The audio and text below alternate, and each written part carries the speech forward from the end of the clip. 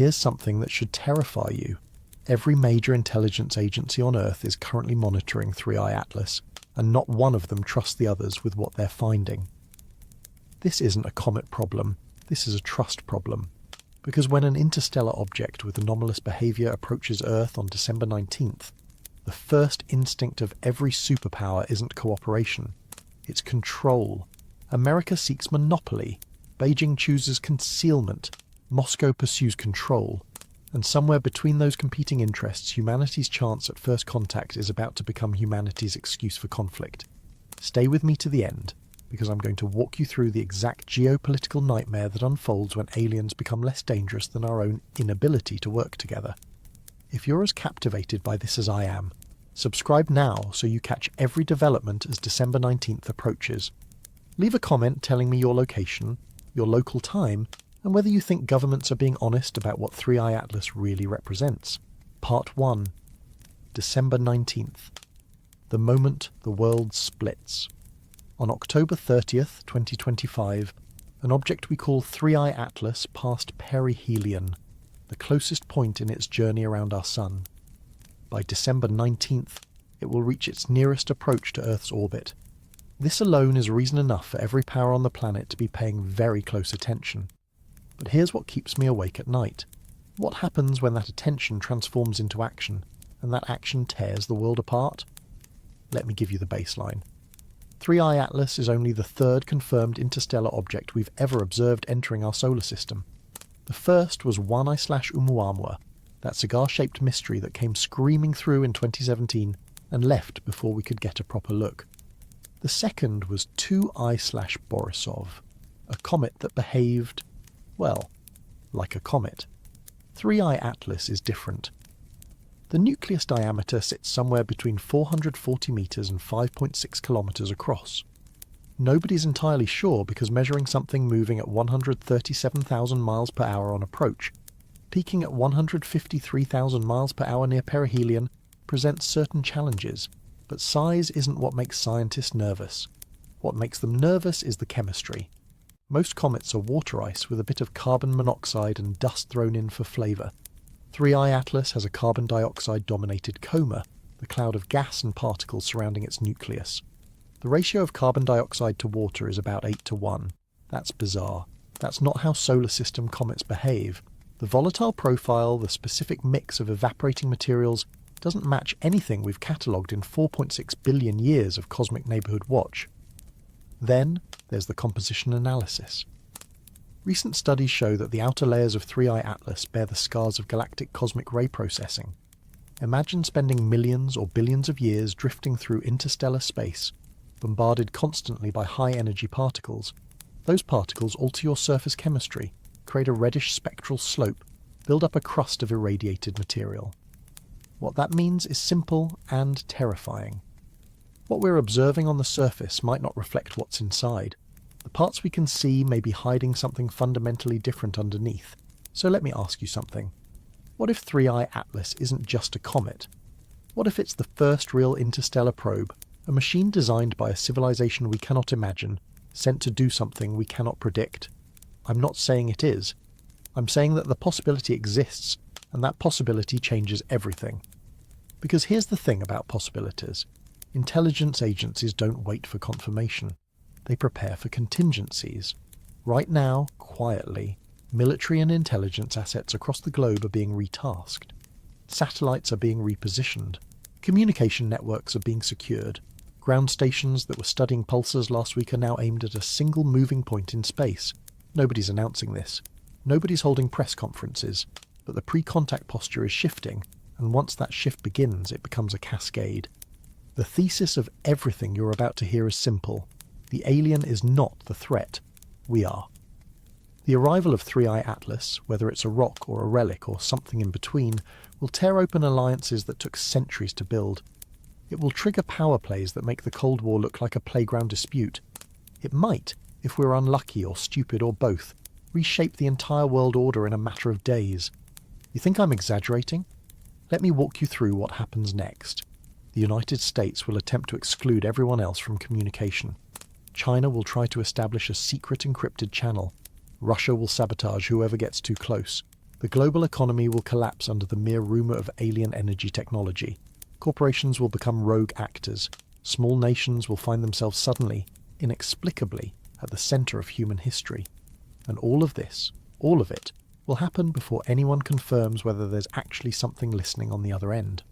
This is First Contact as geopolitical thriller. This is the simulation nobody wants to run because the results are too ugly, too plausible, too close to the fractures already splitting us apart. We like to imagine that humanity would unite in the face of the unknown. We like to think we'd put aside our differences, speak with one voice, extend a hand in friendship to the stars. That's the fantasy. The reality is messier, darker, and infinitely more human. So buckle up. Over the next hour, we're going deep into the scenarios that keep strategists awake, the contingencies buried in classified annexes, the questions nobody wants to ask out loud. What happens when Space Force draws the first line? What happens when someone transmits in secret? What happens when the mere possibility of limitless energy destroys entire economies before a single alien says hello? The clock is ticking, December 19th is coming, and when it arrives, the world splits. Part 2, the US Exclusion Gambit, Space Force draws the first line. Let me tell you about the United States Space Force. Established in December 2019, it's the newest branch of the American military, and its mandate is straightforward: space domain awareness and superiority. That means tracking every object in orbit, ensuring American access to space, and denying that access to adversaries when necessary. It sounds bureaucratic until you realize what space domain awareness actually means when an interstellar object of unknown origin enters the neighborhood. Picture this scenario. It's December 20th, one day after closest approach. 3I Atlas has passed Earth's orbital plane and continues outbound on its hyperbolic trajectory. But something happened during closest approach. Maybe there was a radio emission. Maybe the coma brightened in a pattern that doesn't match natural outgassing. Maybe absolutely nothing happened, but the uncertainty is enough. The United States Space Force, operating under what I'll call the Guardian Playbook, declares a planetary defense perimeter around the object's trajectory. They call it a strategic asset. They invoke existing space law, or creative interpretations of existing space law, or brand new executive orders written in the 72 hours after closest approach. The reasoning goes like this. 3I Atlas is an unprecedented object with unknown properties and unknown intentions. Its hyperbolic trajectory means it's not bound to our solar system. If it contains technology, information, or capabilities beyond human understanding, then allowing unrestricted access to that object poses an unacceptable risk to national and global security. Therefore, all communication with the object must be coordinated, monitored, and controlled through a central authority. That authority, conveniently, is them. How do you enforce a perimeter in space? You can't build a wall. You can't station guards. What you can do is control the signals. The tactics would involve something like Atlas V blocks, a hypothetical system for jamming or intercepting any transmissions aimed at the object. Ground-based and space-based monitoring assets would track every radio telescope, every amateur transmission, every satellite uplink. Anything attempting to communicate with 3I Atlas without authorization gets shut down, jammed, or simply never reaches its target. You create an electromagnetic moat, and you dare anyone to cross it. The institutional sidelining happens fast. NASA, the National Aeronautics and Space Administration, finds its scientists politely but firmly escorted out of decision-making rooms. International space science bodies, the committees and working groups that coordinate global astronomy, receive talking points instead of invitations. This is no longer a scientific question. This is a defense question. And defense questions get answered by people with rank insignia, not PhD credentials. Other nations react exactly how you'd expect. Formal protests are lodged. Emergency sessions are convened at the United Nations. Smaller countries, those without independent space capabilities, demand multilateral protocols. Larger countries, those with their own space programs, begin quiet preparations for non-compliance. The diplomatic language is careful, measured, diplomatic. The subtext is fury. Nobody wants to be locked out of first contact. Nobody wants to trust a single nation, especially a geopolitical rival, to speak for humanity. The moral outcry begins when the news leaks, because it always leaks. Someone in the intelligence community, horrified by the unilateral power grab, sends an encrypted file to a journalist. A mid-level bureaucrat at NASA, watching years of collaborative international science get shredded, posts a cryptic tweet that goes viral within hours. Whistleblowers emerge. Media speculation explodes. Public opinion fractures along predictable lines. Some people support the monopoly in the name of safety. Others see it as imperial overreach. Still others simply panic because the existence of the exclusion zone implies there's something worth excluding. But here's the real risk, the one that nobody wants to say out loud. Whoever controls first contact defines humanity's narrative to whatever intelligence might be listening. If the United States speaks for Earth, then Earth sounds American. American values, American priorities, American assumptions about power and hierarchy and negotiation. Maybe that's fine. Maybe it's disaster. Maybe the alien intelligence doesn't care, or maybe it cares very much. And the way we introduce ourselves in those first fragile moments determines whether contact becomes cooperation or catastrophe. So the exclusion gambit is underway. Space Force has drawn its line. The rest of the world is deciding whether to respect that line or cross it. And in Beijing, in a secure facility far from prying satellites, someone is making a very different calculation. Part 3. China's shadow transmission window. China is no longer a bit player in space. The country operates the 500-metre Aperture Spherical Telescope, the largest filled aperture radio telescope on Earth. It has deployed quantum communication satellites. It maintains a space station. It has rovers on Mars and the far side of the Moon. The capability to observe and transmit to deep space objects exists, and it exists independent of Western infrastructure. That independence matters when the West tries to monopolize first contact. While the United States makes its moves at the United Nations, filing formal notifications and legal justifications for the exclusion zone, China adopts what I'll call the silent listener strategy. No public announcements, no diplomatic grandstanding, just quiet, methodical repositioning of assets. Space-based surveillance platforms adjust their orbits. Ground stations in remote provinces retask their antenna arrays. Encrypted communication channels, the kind hardened against both espionage and jamming, go active. Everything happens below the threshold of international incident, but nothing happens by accident. The technical play involves quantum key distribution, a communication method that uses the principles of quantum mechanics to create theoretically unbreakable encryption. You encode information in the quantum states of photons, transmit those photons to your target, and anyone trying to intercept or eavesdrop collapses the quantum state, alerting you to the intrusion. It's not science fiction anymore, it's operational technology. And if you wanted to send a message to an interstellar object without anyone else knowing the content, quantum key distribution is how you do it. Why would China choose secrecy over diplomacy? Several reasons, none of them comforting. First, bypassing Western bureaucracy means avoiding Western veto power.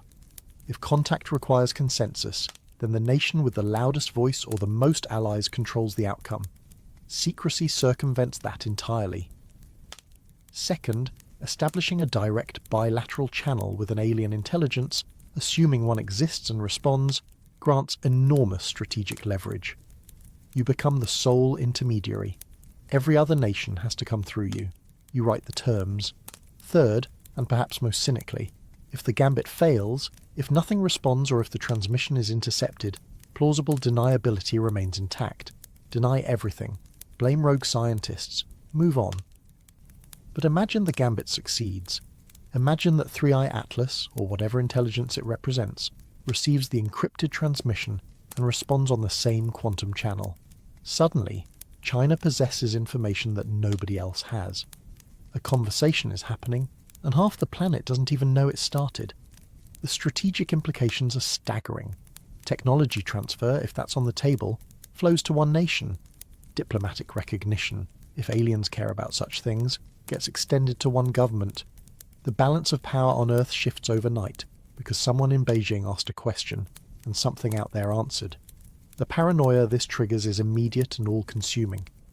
American intelligence agencies detect unusual transmission patterns from Chinese ground stations. The content is encrypted beyond current decryption capabilities, so they can't confirm what's being sent, but the directionality and timing are suspicious. Russia picks up similar anomalies. European signals intelligence does the same.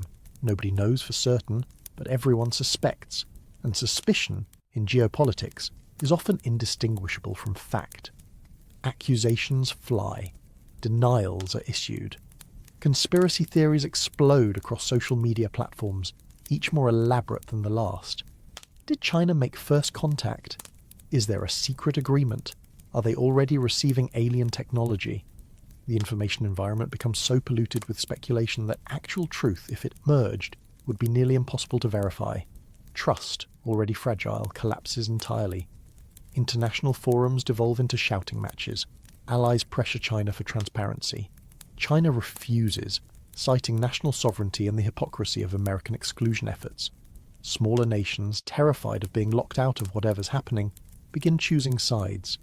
The multilateral order built painstakingly over decades starts to fracture, and 3i Atlas, hurtling outbound through the solar system, remains silent. Or perhaps it's not silent. Perhaps it's just choosing who to talk to.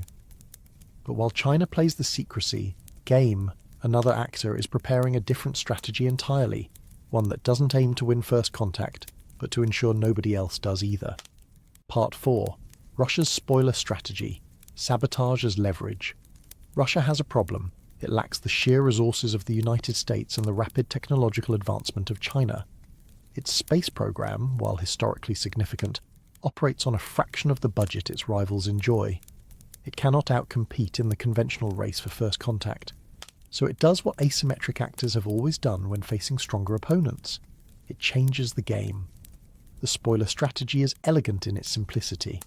If Russia cannot be first, then nobody will be first.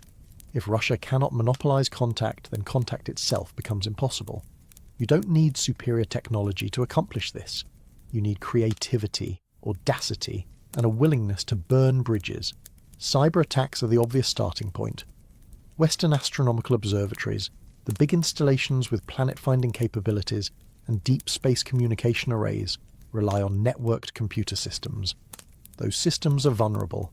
You don't need to destroy the telescopes themselves. You just need to corrupt the data they produce. Introduce subtle errors into observational data sets. Trigger false positives in signal detection algorithms.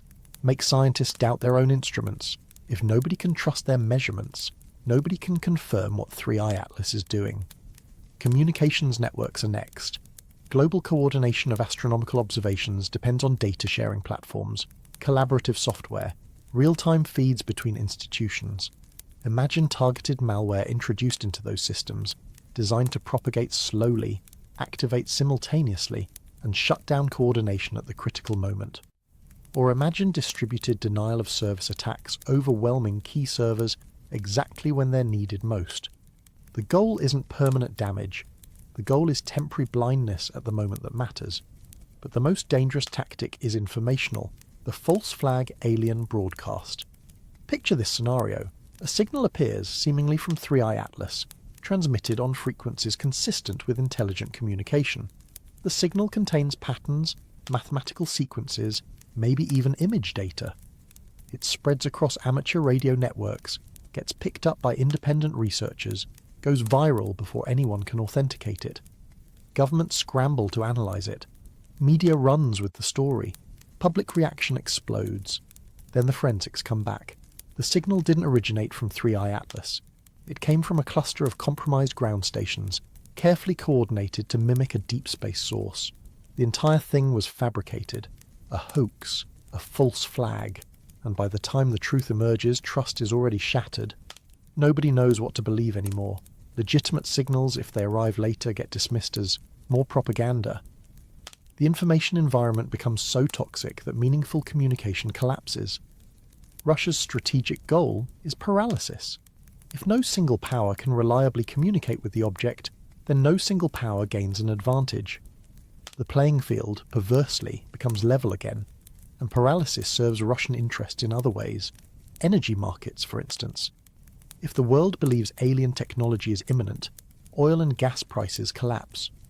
Russia's economy, heavily dependent on energy exports, suffers catastrophically. But if doubt and chaos prevent any clear contact, then the status quo persists. Markets stabilize. Russian revenue continues. Survival through sabotage. Psychological warfare amplifies the effect. Russian state media and allied propaganda outlets begin running stories questioning the motives of other nations. American imperialism, Chinese secrecy, European weakness. Each narrative is tailored to its target audience, designed to sow division, fear, and mistrust. Social media amplification ensures the messages reach millions. Some stories suggest 3i Atlas is dangerous, a threat rather than an opportunity. Others hint that contact has already occurred and is being hidden. The goal is cognitive overload. Too much information, too many contradictions, no stable ground for consensus. Historical analogies exist. Cold War espionage, proxy conflicts, information operations during elections. The tactics are proven. What's new is the scale and the stakes. This isn't about territory or ideology. This is about humanity's introduction to the cosmos. And if that introduction fails because we sabotaged ourselves, well, that would be very human, wouldn't it? The risk of escalation is real. If American or Chinese intelligence conclusively traces cyber attacks back to Russian sources, retaliation becomes likely. Maybe not kinetic strikes, not yet, but counter-cyber operations, economic sanctions, diplomatic isolation. The spiral begins, and while the major powers are focused on each other, 3i Atlas continues its outbound journey, indifferent to the chaos it has triggered simply by existing.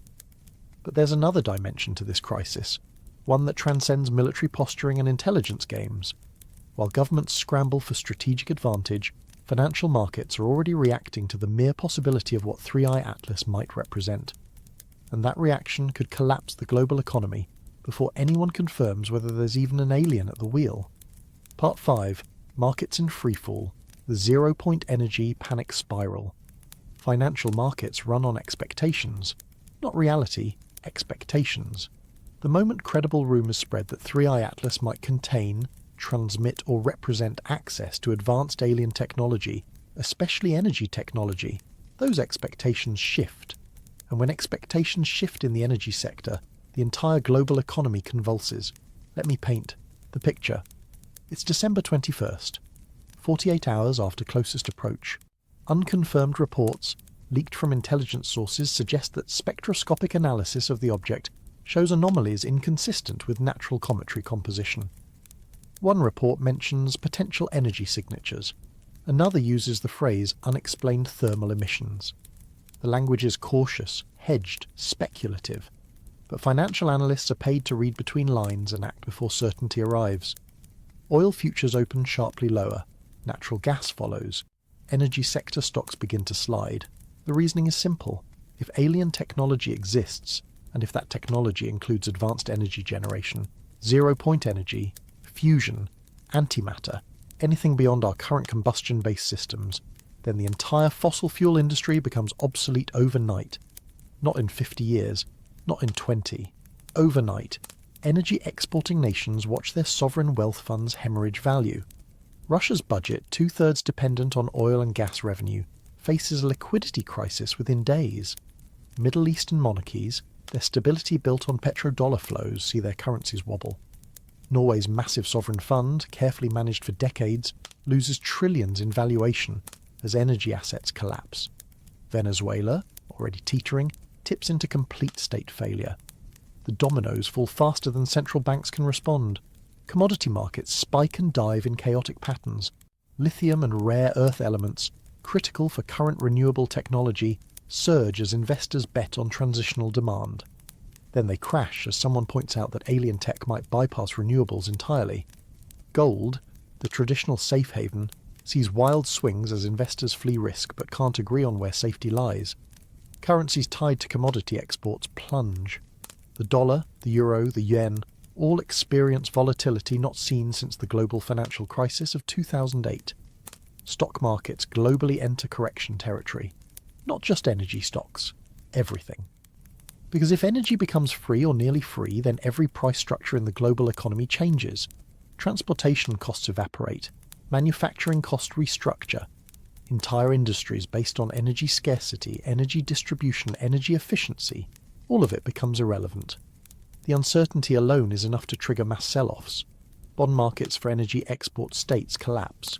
Who lends money to a government whose primary revenue source just became worthless? Yields spike as investors demand massive premiums for risk. Some nations find themselves unable to refinance existing debt. Default looms. International financial institutions, the International Monetary Fund and World Bank, prepare emergency stabilization packages, but the scale of the crisis outstrips their resources. Political fallout is immediate. Governments face impossible choices. Do you deny the rumours and risk looking unprepared when confirmation arrives? You confirm possibilities and accelerate the panic. Do you impose capital controls, restrict trading, freeze markets? Every option carries enormous costs. Social unrest begins in energy-dependent economies as unemployment spikes and government services collapse. Protests turn into riots. Regimes that looked stable last week face existential threats this week. The global south, nations that import energy rather than export it, initially appear poised to benefit. Cheaper energy means economic stimulus, right? But the financial contagion spreads faster than benefits arrive. Credit markets freeze, international trade contracts. The same nations that hoped for relief find themselves cut off from global finance, unable to secure the loans or investment needed to capitalize on changing conditions. Philosophical questions emerge amidst the chaos. Is the gift of unlimited energy actually a gift if it destroys the political and economic structures that have maintained global order for a century? If alien technology upends the geopolitical map, who fills the power vacuum? Which nations rise, which fall, and what happens in the violent transition between the old world and the new? And here's the truly disturbing part. All of this happens before anyone confirms whether 3i Atlas actually contains technology at all. The panic spiral feeds on possibility, rumour, fear of being left behind. Markets are crashing because of what might be true, not what is true. We are destroying ourselves over a hypothesis. By the time credible information emerges, if it ever does, the damage is done. Global wealth has been redistributed. Power structures have shifted. Entire nations have collapsed or risen. And the question nobody wants to ask becomes unavoidable. If this is what we do to ourselves when an alien simply passes by, what happens if they actually want to talk? But governments and markets aren't the only actors in this scenario. In the chaos, in the cracks between official authority and public panic, other forces are moving. Forces that don't appear in diplomatic cables or financial reports. Forces that might be the most dangerous of all. Part 6. Rogue Signals, the coming DDoS on an alien listener. Earth has no unified protocol enforcement mechanism for deep space transmission. Let that sink in. We have traffic laws, we have air traffic control, we have maritime regulations. But when it comes to shouting into the cosmos, it's essentially a free-for-all. Anyone with a transmitter powerful enough can send whatever message they want into the void, and if 3i Atlas represents first contact, that void is about to shout back. The problem is coordination, or rather, the complete lack of it. Major space agencies, NASA, the European Space Agency, the China National Space Administration, they have protocols, they have committees, they have decades of careful thought about what humanity should say if we ever get the chance. But those protocols are voluntary. They carry no force of law, and they certainly don't bind the thousands of other actors who might decide to participate. Amateur radio operators exist worldwide, tens of thousands of them. They have the equipment, the knowledge, and the legal right to transmit. Some of them have been listening for alien signals for decades through programs like SETI at home. Now imagine their reaction when an actual interstellar object appears. Do you think they'll wait for government permission? Do you think they'll coordinate with international bodies? Or do you think they'll craft their own messages, transmit on their own schedules, and hope to be the one who makes history? Private research laboratories, especially those funded by wealthy individuals with strong opinions about first contact, represent another wild card. Some of these labs have transmission capabilities rivaling national observatories. Their funding doesn't depend on government grants or international cooperation. They answer to donors, board members, ideological commitments. If they decide to transmit, they transmit. Religious organizations add another layer. Various faiths have specific theological frameworks for interpreting alien life. Some see it as confirmation of universal creation. Others view it as spiritual threat. Still others believe first contact represents prophetic fulfillment. Imagine a well-funded ministry decides that converting alien intelligences to their faith is a divine mandate. They commandeer a radio telescope, draft a message heavy with religious symbolism, and broadcast before anyone can stop them. Is that illegal? Maybe. Does that stop them? History suggests not. Then you have the conspiracy theorists, the UFO communities, the true believers who have been waiting their entire lives for validation. They have websites, they have followings, some have resources, and they absolutely will attempt contact. Their messages might be coherent or completely unhinged, scientifically rigorous or riddled with pseudoscience. Doesn't matter. They're transmitting. What you end up with is a distributed denial of service attack on an alien listener. Imagine hundreds, maybe thousands, of simultaneous transmissions from different locations, different frequencies, different modulation schemes, all aimed at the same object. Mathematical primers, prime number sequences, binary representations of DNA, Beethoven's Ninth Symphony, memes, literally memes, because someone will definitely transmit memes. The Bible, the Quran, the complete works of Shakespeare, Rick Astley. I'm not joking. Someone will absolutely try to rickroll an alien civilization. From the perspective of 3i Atlas, if anything is listening, this would appear as pure chaos. Not a unified voice of humanity reaching out in peaceful greeting, but a cacophony of competing, contradictory, sometimes hostile signals. How does an intelligence interpret that? Maybe as a sign of vibrant diversity, or maybe as a planet-wide mental breakdown. We have no idea. Historical parallels exist. In the early days of radio, before regulation, interference was constant. Stations would override each other. Messages would collide in the airwaves. Commerce and communication struggled until international treaties established order. But those treaties took decades to negotiate and implement. We don't have decades. We have days, maybe hours after closest approach before the transmission flood begins. The immediate consequences could range from benign to catastrophic. Benign scenario. The alien intelligence, if it exists, ignores the noise and waits for a coherent signal. Catastrophic scenario. It interprets the flood as aggression, as informational warfare, as a sign that this planet is too chaotic to engage safely. Maybe it responds with silence. Maybe it responds with something worse. Existing protocols, like the SETI post-detection protocol, recommend international consultation before any transmission to a confirmed alien intelligence. But these are recommendations, not laws. They assume good faith. They assume cooperation. They assume that humans, when faced with the most important moment in our species' history, will act rationally and collectively. How's that assumption looking so far? Regional wildcards make it worse. Small nations with radio astronomy capabilities, maybe seeking global relevance or simply driven by scientific curiosity, might attempt their own transmissions. A university observatory in Chile, a research station in South Africa, a private facility in Australia. Each message adds to the noise. Each transmission carries the risk of unintended consequences. The moral question underlying all of this is deceptively simple. Is letting everyone try better than letting no one try? Democratic chaos versus authoritarian silence. Both options carry risks. Both might lead to disaster. And we're about to find out which one humanity chooses by default, because choosing requires coordination we don't possess. But while Earth floods the cosmos with random signals, another problem is emerging. The private companies that built our space infrastructure, the corporations that own the satellites and ground stations and launch platforms, are about to find their assets caught in a geopolitical vice, and their response might be the most unpredictable factor of all. Part 7.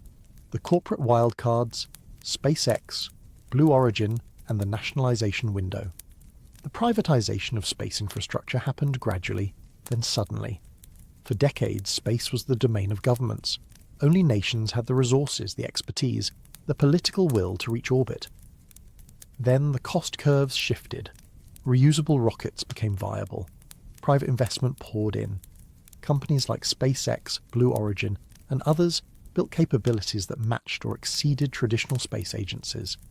Today, a significant fraction of Earth's space, communication and observation infrastructure is privately owned.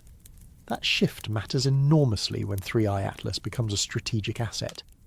Because those private ground stations, those commercial satellites, those corporate launch platforms, they're not just business assets anymore, they're choke points. Whoever controls them controls Earth's ability to listen, observe, and potentially communicate with an interstellar object. And governments, when faced with existential stakes, have a long history of seizing control of critical infrastructure. The timeline would move fast. Within hours or days of confirmed anomalous activity from 3I Atlas, governments begin invoking emergency powers. In the United States, the Defense Production Act or similar authorities allow federal seizure of private assets deemed critical to national security. Ground stations receive notices. Satellite uplinks are commandeered. Corporate executives find themselves suddenly answering to military officers. Legal precedent exists. During wartime, governments have nationalized telecommunications companies, steel production, transportation networks. The justification is always the same. The national interest supersedes private property rights during existential crises. Whether first contact qualifies as an existential crisis is debatable. Whether governments will treat it as one is not.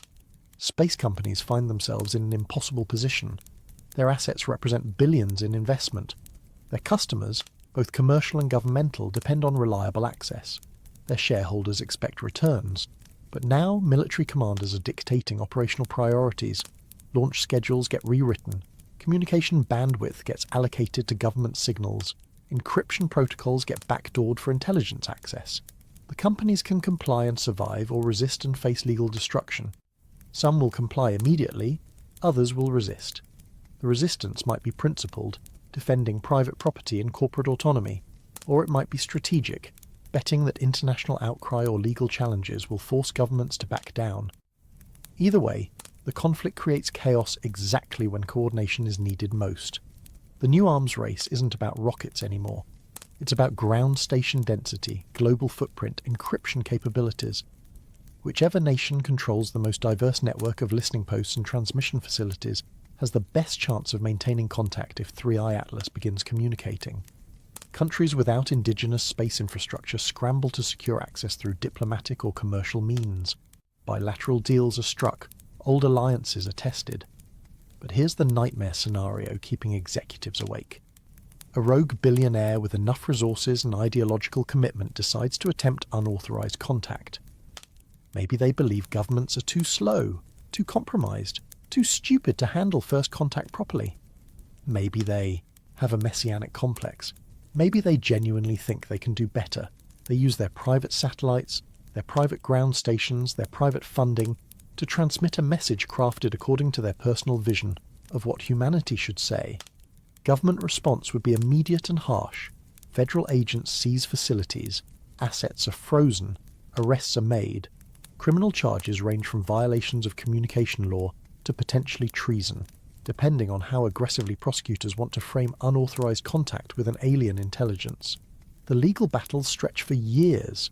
The political fallout dominates news cycles, and the precedent is set. Private actors cannot be trusted with species-level decisions. Public relations become a battlefield. Corporate spokespeople claim they're defending freedom and innovation. Government officials insist they're protecting humanity. Opinion splits predictably along existing political divides. Those who distrust government see tyranny. Those who distrust corporations see reckless endangerment. Neither side is entirely wrong. Global inequality sharpens the conflict. Wealthy nations with robust private space sectors can nationalize assets and maintain capability. Poorer nations without indigenous infrastructure get locked out entirely. They depend on the goodwill of others for access to information about an event that affects all humanity equally. The post-colonial dynamics are ugly and obvious. Resentment builds. Historical grievances resurface. The unity narrative collapses under the weight of material reality. Meanwhile, commercial space companies that manage to avoid nationalization face different pressures. Their satellites, their ground stations, suddenly become targets for espionage, sabotage, or hostile acquisition by foreign powers. Corporate security, designed to protect against industrial espionage, proves inadequate against state-level threats. Insurance companies refuse to cover losses from acts of war or alien contact, a policy exclusion nobody thought would ever matter until it did. The technological advantage shifts rapidly to whoever can integrate corporate and governmental capabilities most effectively. A nation that successfully partners with its private sector, rather than simply seizing it, gains flexibility and resilience. But that partnership requires trust, and trust is in very short supply. And in all this chaos, while major powers and wealthy corporations battle for control, A different scenario is quietly becoming possible, one that nobody predicted, one that might be the most disruptive of all. Part 8. Breakaway states and the geopolitics of being ignored. Here's a scenario that keeps strategic planners awake. What if 3i Atlas doesn't pay attention to the superpowers? What if the alien intelligence, assuming one exists, has no reason to respect human hierarchies, no understanding of our political structures, no interest in dealing with whoever shouts loudest or has the biggest military? What if it picks someone else? Think about how alien intelligence might evaluate Earth. It has no cultural context for American hegemony, or Chinese economic power, or Russian military tradition. It might analyse signal sources geographically. It might prioritise locations with less electromagnetic interference. It might select based on criteria we can't imagine. And by pure chance or deliberate choice, it might direct its attention to a nation nobody expected. Radio quiet zones exist in remote regions specifically because they're far from major population centres and industrial electromagnetic noise.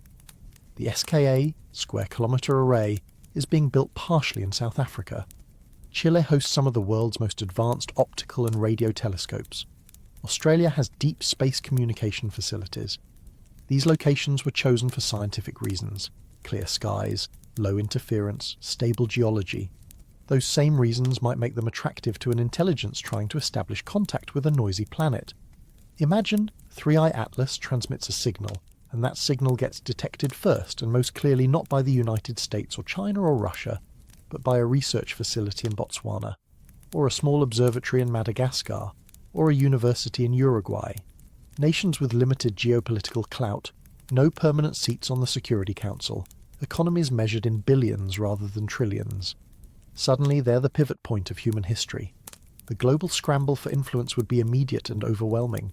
Diplomatic delegations arrive within hours, offers of assistance pour in, economic aid packages materialise overnight. Military advisors appear, ostensibly to help maintain security around the contact site. Intelligence operatives infiltrate under various covers. Every major power wants access, wants influence, wants to ensure that whatever conversation is happening includes their interests. The chosen state faces impossible pressure. Its government, probably unprepared for this level of international attention, must navigate demands from powers far larger and more dangerous than itself, accept too much help and risk becoming a puppet state, refuse assistance and risk being isolated or overthrown. Every decision carries existential weight. Internal destabilization becomes likely. Foreign intelligence services have enormous incentive to ensure friendly leadership in the contact nation. If the current government is uncooperative, well, coups have happened for far less important reasons. Suddenly opposition movements receive funding. Media campaigns highlight government corruption. Protests are organised. The goal isn't subtle: replace leadership with someone more amenable to external influence. Public reaction worldwide combines shock, envy, and resentment. Citizens of superpowers struggle to understand why their technologically advanced, militarily powerful nations got passed over in favour of some small country they couldn't locate on a map last week. Conspiracy theories explode. Some claim the whole thing is fabricated. Others insist it's a deliberate insult to the established order. Still others see it as cosmic justice, the universe correcting human hierarchies. Neo-colonial dynamics surface immediately. Wealthy nations offering aid and expertise to the contact state are absolutely not doing so altruistically. They're securing access, establishing dependencies, positioning themselves as indispensable partners. The language is diplomatic and respectful. The underlying power dynamics are extraction and control. Smaller nations watching this process understand exactly what's happening, and their faith in international cooperation dies a little more. The contact state itself might split internally. Some factions see first contact as an opportunity for unprecedented development and global relevance. Others see it as a curse that will destroy their sovereignty and culture. Political coalitions fracture. Regional divisions intensify. What was a unified nation last month becomes a collection of competing interests this month, all fighting over how to respond to alien attention they never asked for. Moral questions become unavoidable. Does any nation have the right to speak for humanity? Should first contact go to the powerful, who have resources and stability, or to the overlooked, who might bring fresh perspectives? Who deserves to be Earth's representative? The question assumes there's a good answer. There isn't. Every choice carries enormous costs and benefits distributed unequally. But even as we argue about who speaks for humanity, a deeper uncertainty remains unresolved. Because despite all the speculation, all the strategic planning, all the geopolitical manoeuvring, we still don't actually know what 3I Atlas is. And recent scientific evidence suggests the answer might be stranger than anyone wants to admit. Part 9. The Physics Wildcards. If 3I Atlas isn't a comet at all. Let's return to the science, because the science is getting weird. 3I Atlas has a carbon dioxide-dominated coma with a CO2 to water ratio of approximately 8:1. That's confirmed. Spectroscopic observations detected water ice, carbon monoxide, carbonyl sulfide and silicate dust. Also confirmed. The coma shows a reddish spectral slope consistent with galactic cosmic ray processing. Confirmed. Multiple jets emerged post-perihelion, some directed anti-solar, meaning opposite the direction you'd expect from simple solar heating. Confirmed. Now let's talk about what that means. Galactic cosmic ray processing happens when an object spends millions or billions of years in interstellar space, bombarded by high-energy particles. This creates chemical changes in the surface layers, producing irradiated crusts that don't necessarily reflect the interior composition. So when we analyse 3I Atlas, we're looking at damage, not origin. We're studying the scar tissue, not the body beneath. The implications are unsettling. If the outer layers have been heavily modified by radiation, then our assumptions about what's inside could be completely wrong. Maybe the core is pristine interstellar ice, unchanged since the object formed in some distant stellar system billions of years ago. Or maybe it's something else. Something that doesn't sublimate like ice. Something that doesn't behave like rock. Something designed. Skeptics of natural origin point to the polarization data. 3I Atlas shows an unusually deep negative polarization branch, a characteristic that doesn't match typical comets or asteroids.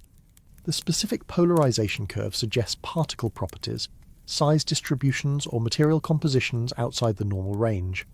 Not impossible naturally, but unusual enough to raise questions. The jet structures add to the mystery. Post-perihelion observations showed multiple distinct jets emerging from the nucleus, some aligned with solar heating, others not. Complex coma morphology developed. The tail showed structure and variability beyond simple dust release. All of this can be explained by irregular nucleus shape, localized volatile pockets, differential solar heating. Comets are messy, complex objects. Weird behavior is normal, but there's a mathematical tension some observers have noted. The mass loss rates implied by the observed jet activity and tail brightness, when calculated against the estimated nucleus size, create what I'll call a physics puzzle.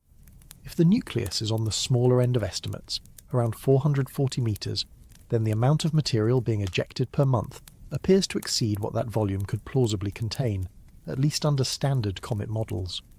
If the nucleus is larger, around 5 kilometers, the numbers work better, but then other observations like brightness and thermal emissions become harder to explain. One unverified calculation, circulating in amateur astronomy communities and online forums, suggested the jets observed earlier in the object's approach required approximately 5 billion tons per month mass flux.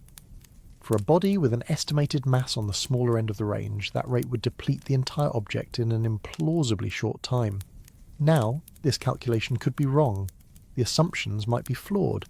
The nucleus might be larger than minimum estimates, or the jets might be more efficient than models predict. But the tension exists. What if 3I Atlas is not a natural comet? What if it's a probe, a scanning device, a data collection platform sent by a civilization we cannot imagine? The physics wouldn't need to balance under natural comet assumptions because those assumptions would be wrong from the start. An artificial object designed for interstellar travel might use propulsion. We don't understand. It might vent material deliberately for course corrections. It might be partially hollow, reducing mass below what we'd estimate from size alone. This is speculation. I want to be clear about that. The evidence does not conclusively support artificial origin. Natural explanations exist for every anomaly. But the possibility remains, and that possibility changes the stakes entirely. If 3I Atlas is engineered, then someone built it. Someone launched it. Someone programmed it to do whatever it's doing, and we have no idea what that someone wants or expects. intelligence communities and scientific bodies would approach this possibility very differently. Scientists would want more data, more observations, careful analysis before drawing conclusions. Intelligence agencies would prepare for worst-case scenarios immediately. The gap between those approaches creates friction and mistrust.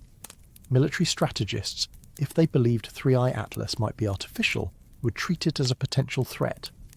Not because it has demonstrated hostility, but because unknown capabilities demand defensive postures. You don't wait to confirm a weapon is armed before you take precautions. You prepare for the worst and hope for the best. But there's another layer to this. If alien engineering is real, if technology far beyond ours actually exists and is currently moving through our solar system, then the geopolitical scramble isn't just about communication. It's about acquisition. It's about reverse engineering. It's about whoever gets their hands on that technology first achieving a permanent insurmountable advantage over everyone else. The prize isn't just first contact, it's potentially the future of human civilization, and that brings us to the darkest possibility of all. Because if the stakes are that high, and if trust is already shattered, then the temptation to lie, to fabricate, to create false evidence or false contact for strategic advantage becomes almost irresistible. Part 10. The conspiracy layer. False flags, decoys, and the alien mandate gambit. We need to talk about the possibility of fabrication, because once multiple powers have motive, means, and opportunity, the likelihood that someone attempts to fake alien contact approaches certainty, and a well-executed fake could be more dangerous than real contact. The scenario is straightforward. A major power, let's say one losing the conventional race for first contact, decides to manufacture evidence of alien communication. The signal would need to appear authentic, correct frequency range, appropriate modulation, originating from the apparent direction of 3i Atlas. Modern signal processing and distributed antenna arrays make this technically feasible, especially if you control enough ground stations to create the illusion of a deep space source. The content matters enormously. A simple hello would be suspicious, too vague, too easy to fake. But a message containing mathematical proofs, physical constants, or information about 3i Atlas's composition that we haven't publicly confirmed yet, that would be compelling. Intelligence agencies have access to classified astronomical data. They could include details in the fake message that seem to validate its alien origin. The most dangerous version involves what I'll call the alien mandate gambit. The fabricated message doesn't just establish contact. It explicitly recognizes one nation, one leader, one political system as Earth's legitimate representative. We've observed your civilization. We choose to communicate with Nation X. All other entities should defer to this government in matters concerning our interaction. Imagine the global reaction. The named nation claims validation from a higher cosmic authority. Its geopolitical rivals insist the message is fabricated. Evidence is demanded. Forensic analysis begins. But signal authentication at interstellar distances is nearly impossible. You can't send someone to 3i Atlas to check if it actually transmitted the message. You can't interview the sender. You're stuck analysing the signal itself, and signals can be spoofed. Other powers would respond predictably. Some would demand independent verification, which can't be provided. Others would launch counterclaims, insisting they received different messages, or that the original was corrupted, or that they have evidence of fabrication. Media in different countries would run completely contradictory narratives. Public opinion would fracture along existing geopolitical divides. Intelligence agencies fear hoaxes more than real contact for exactly this reason. A real alien signal might be ambiguous, difficult to interpret, raising questions we can't immediately answer. But a hoax designed to maximize geopolitical advantage could trigger conflict before anyone proves it's fake. And proving it's fake might take weeks or months, by which time diplomatic damage is done and positions are hardened. The media environment accelerates the problem. Leaked, decoded transcripts appear on social media within hours of the alleged signal. Amateur analysts provide interpretations. Conspiracy theories multiply. Some people believe immediately, based on tribal affiliation rather than evidence. Others reject immediately for the same reason. The concept of objective truth, already strained, collapses entirely under the weight of competing narratives. Religious interpretations add fuel to the fire. Some faiths might see alien endorsement of a particular nation as prophetic fulfillment. Others might view it as demonic deception. Still others might split internally, with different factions reaching opposite conclusions. The same message gets weaponized in completely contradictory ways depending on the audience. Political movements seize opportunities. Authoritarian governments cite alien mandate to justify crackdowns on dissent. Democratic movements in those same countries claim the regime is lying about alien support. Neither side can definitively prove their case, so both resort to louder shouting and deeper entrenchment. The danger of echo chambers becomes existential. Once a group decides they have the truth, either that contact is real or that it's fake, contradictory evidence gets filtered out. Algorithms reinforce existing beliefs. Communities become ideologically sealed.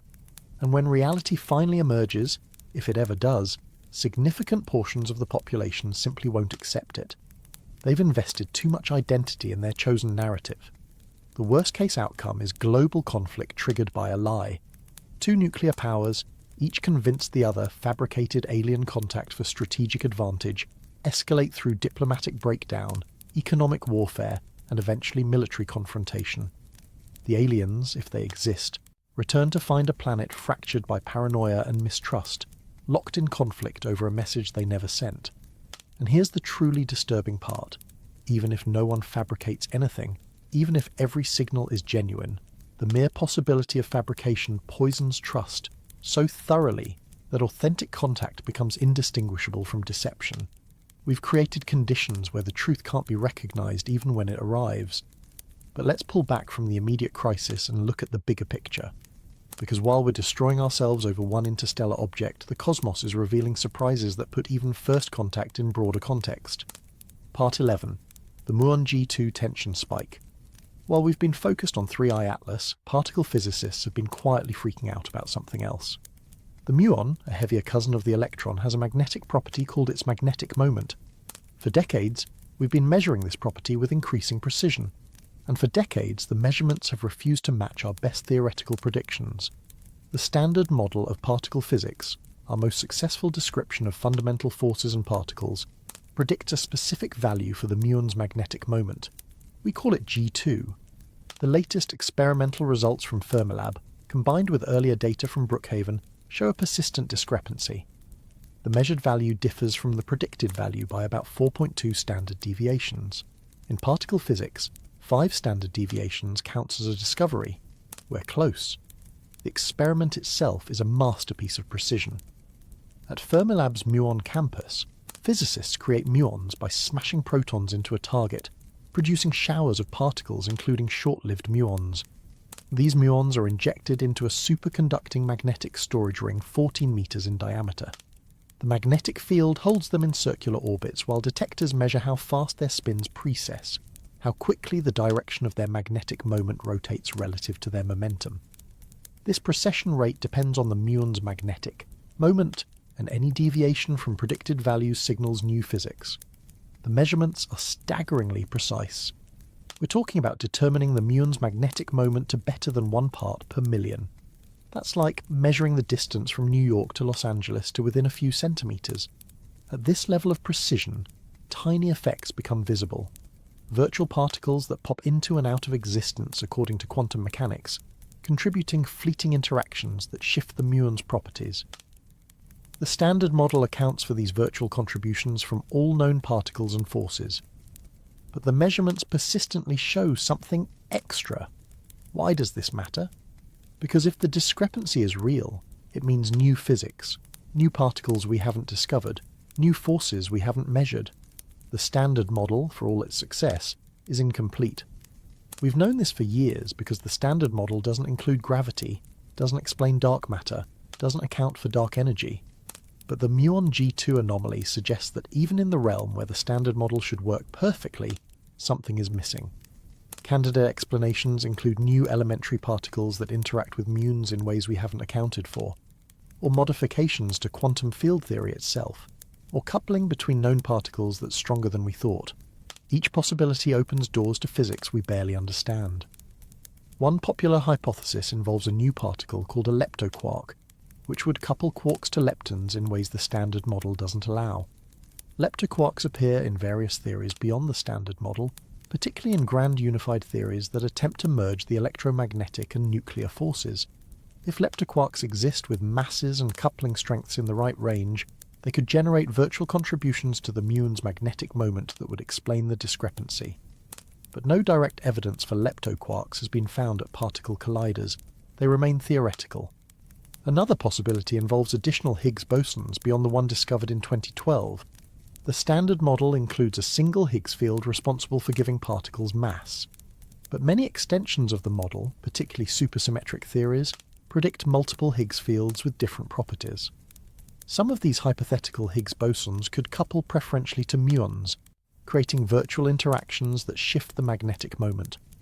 Again, no direct detection yet, but the muon G2 anomaly provides indirect hints that something like this might exist. A third option is dark sector particles. Maybe there are particles and forces that interact very weakly with standard model particles, just strongly enough to create tiny shifts in precision measurements, but too weakly for direct detection. These dark sector interactions could involve new gauge bosons, particles that mediate forces the way photons mediate electromagnetism, or they could involve portal interactions, specific coupling mechanisms that allow standard model particles to briefly convert into dark sector particles and back. Now let's connect this to 3i Atlas. If new fundamental forces exist, forces beyond electromagnetism, gravity and the nuclear forces, then advanced civilizations might exploit those forces for propulsion, communication, or energy generation. Our current rockets burn chemical fuel or use gravity assist because those are the forces we understand. But if hidden sectors of physics exist, sectors involving particles and interactions we're only now glimpsing through precision measurements, then alien technology might operate on principles we can't even detect with current instruments. Maybe the anomalous behavior of 3i Atlas, the jets that don't quite make sense, the energy budget that seems strained, maybe those aren't violations of physics at all. Maybe they're demonstrations of physics we haven't mastered. Maybe what looks like a comet behaving weirdly is actually engineered propulsion, using forces we experience only as faint whispers in particle collider data. Consider what mastery of new forces would enable. If you can manipulate interactions beyond the four we currently understand, you open entirely new technological possibilities. Energy extraction from vacuum fluctuations, propulsion without reaction mass, communication through channels we can't detect or jam, material properties impossible with current chemistry. It's not magic, it's just exploiting more of the physical laws that govern reality. An interstellar probe designed by a civilization that understands these extended physics might look exactly like 3i Atlas appears to us, a comet-like object with behavior that doesn't quite fit natural models. The carbon dioxide coma could be deliberate camouflage, making the probe resemble a natural solar system comet to any casual observer. The jets could be subtle course corrections using exotic propulsion that leaks some observable effects but hides its fundamental mechanism.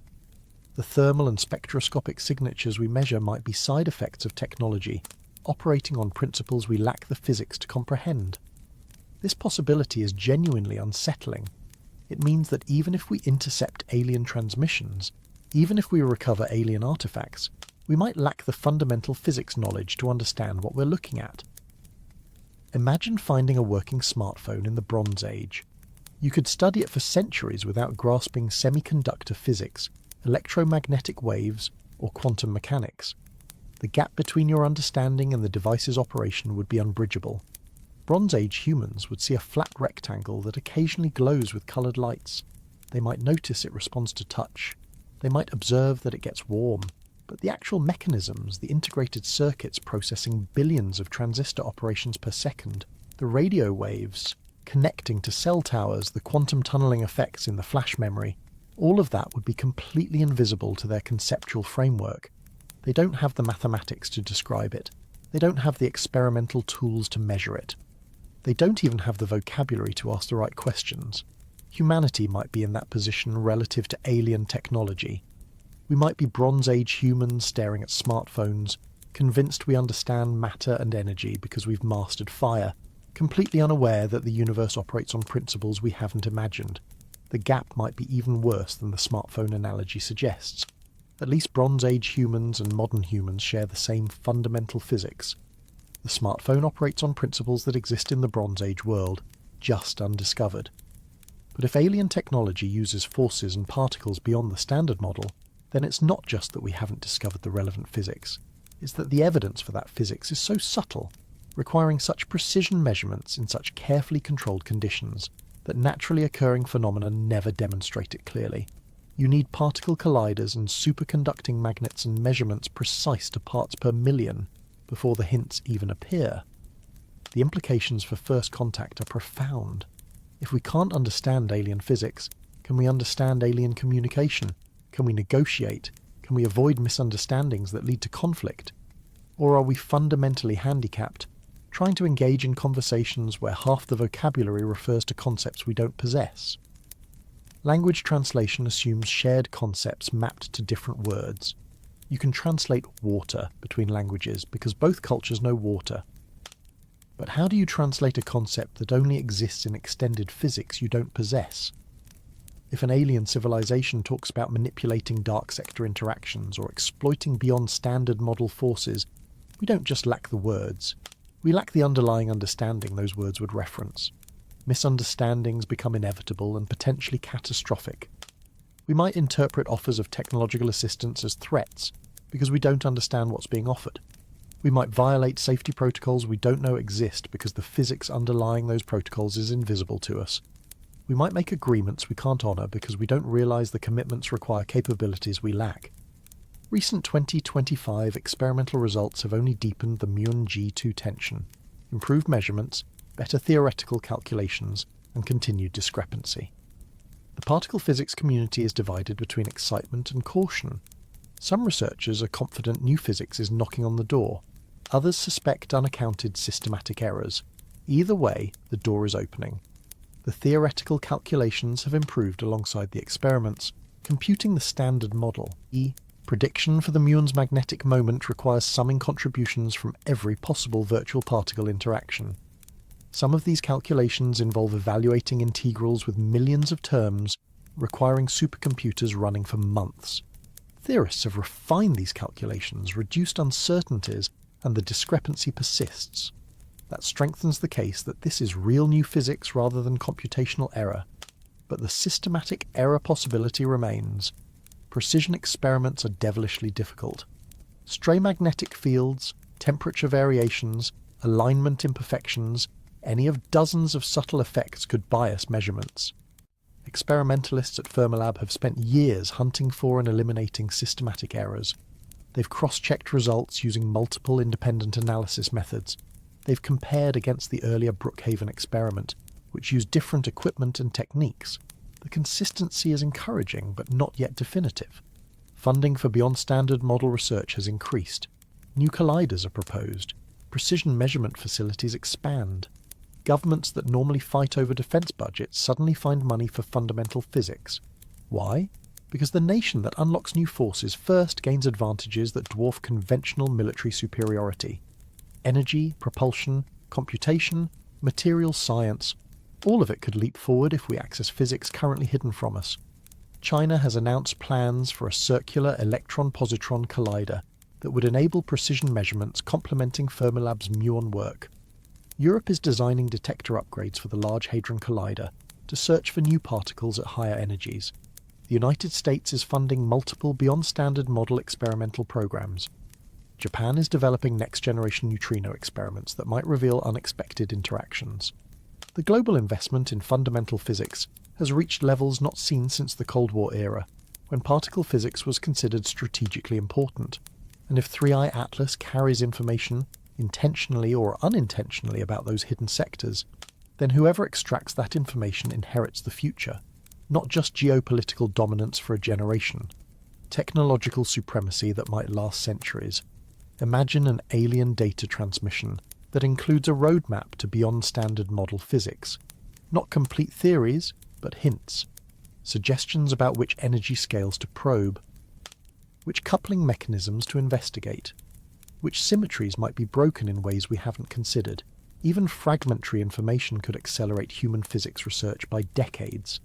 And the nation that decodes that information first, that builds the experiments suggested by alien knowledge, that discovers the new forces and particles before competitors would gain advantages almost impossible to quantify. The philosophical weight is crushing. We think we understand the universe because we've built impressive machines and elegant theories, but our understanding might be a tiny island in an ocean of ignorance. First contact could be the moment we realise just how small that island is. But physics isn't the only domain where our assumptions are being challenged. Cosmology, the study of the universe's origin and evolution, is experiencing its own crisis. And that crisis makes the existence of advanced alien civilizations more plausible than we've dared to believe. Part 12. JWST's Impossible Early Galaxies. The James Webb Space Telescope launched on December 25, 2021. Since achieving operational status in mid-2022, it's been systematically destroying cosmological models, not through failure, but through success. It's seeing things that shouldn't be there, galaxies that shouldn't exist, structures that shouldn't have formed. Standard cosmology tells a story about the early universe. After the Big Bang, matter was distributed almost uniformly. Tiny quantum fluctuations created slight overdensities. Gravity amplified those overdensities over hundreds of millions of years, forming the first stars, then the first galaxies. This process takes time, lots of time. Early galaxies should be small, dim, irregular. They should look young because they are young. JWST is observing galaxies that don't look young.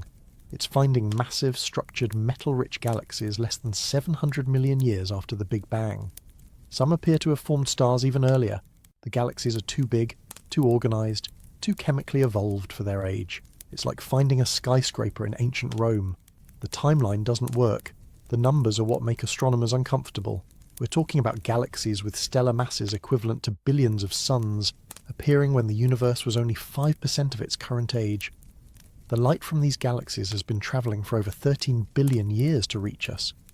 We're seeing them as they were when the cosmos was still in its infancy. And they look nothing like infants. Spectroscopic analysis reveals chemical signatures that deepen the mystery. These early galaxies contain elements heavier than hydrogen and helium, what astronomers call metals. Those metals are forged inside stars through nuclear fusion, then scattered through space when those stars explode as supernovae. The process requires multiple generations of stars. First-generation stars form, live, die, enrich the interstellar medium with metals, then second-generation stars form from that enriched material.